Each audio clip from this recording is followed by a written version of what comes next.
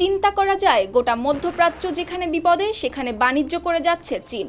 ইরানকে ঘিরে সংঘাতে বিশ্ব ঝুঁকছে পরিবেশ বান্ধব জ্বালানির দিকে, আর সেই পরিবর্তনের সবচেয়ে বড় সুবিধা কুড়িয়ে নিচ্ছে চীন। এমনটাই বলছে রয়টার্স, সিএনএন, ব্লুমবার্গ, ফাইন্যান্সিয়াল টাইমসের বিশ্লেষণ। এই পরিবর্তনের পেছনে বড় কারণ হিসেবে উঠে এসেছে হরমুজ প্রণালী। ইরানকে ঘিরে উত্তেজনা বাড়ার পর এই গুরুত্বপূর্ণ নৌপথে জ্বালানি সরবরাহ ব্যাহত হচ্ছে, ফলে বিশ্বের তেল ও গ্যাস বাজারে তৈরি হচ্ছে বড় ধরনের চাপ। এর প্রভাব পড়ছে সরাসরি জ্বালানি নির্ভর দেশগুলোর ওপর, বিশেষ করে এশিয়ার দেশগুলো যারা মধ্যপ্রাচ্যের তেলের উপর অনেকটাই নির্ভরশীল। তারা পড়েছে সবচেয়ে বেশি সংকটে।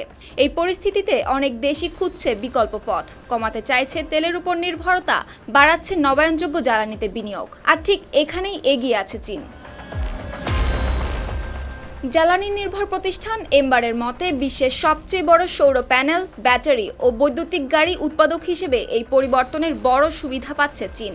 এরই মধ্যে সামনে আসছে আরও কিছু গুরুত্বপূর্ণ তথ্য। মার্চ মাসে চীনের সৌর প্রযুক্তির রপ্তানি পৌঁছেছে 68 গিগাবাইটে, যা ছাড়িয়ে গেছে আগের সমস্ত রেকর্ড। একই সময় ব্যাটারি ও বৈদ্যুতিক গাড়ির রপ্তানিও বেড়েছে উল্লেখযোগ্য হারে। পরিসংখ্যান বলছে সৌর, ব্যাটারি ও ইভি এই তিন খাতে চীনের রপ্তানি বৃদ্ধি পেয়েছে প্রায় 70%। এর অর্থ হলো যখন জীবাশ্ম জ্বালানির দামে হঠাৎ অস্থিরতা তৈরি হয়, অনেক দেশ দ্রুত বিকল্প জ্বালানির দিকে ঝুঁকছে, তখন সেই সুযোগটাই কাজে লাগাচ্ছে চীন। কারণ আগেই ব্যাপক বিনিয়োগের মাধ্যমে নবায়নযোগ্য জ্বালানি খাতে নিজেদের শক্ত অবস্থান তৈরি করে রেখেছিল দেশটি। ফলে চাহিদা বাড়তেই সরবরাহ দিতে পারছে সবচেয়ে দ্রুত। এম্বারের তথ্য অনুযায়ী মার্চ মাসে চীনের ব্যাটারি রপ্তানি $10 বিলিয়ন পৌঁছেছে।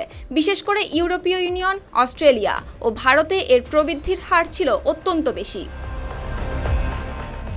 এই পরিবর্তন দেখিয়ে দিচ্ছে এতদিন যেখানে তেল নির্ভর দেশগুলোর প্রভাব ছিল বেশি, এখন সেখানে ধীরে ধীরে জায়গা করে নিচ্ছে প্রযুক্তি নির্ভর পরিবেশ বান্ধব জ্বালানি শক্তি।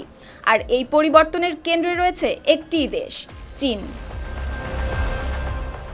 সুপ্তি রায়, RTV।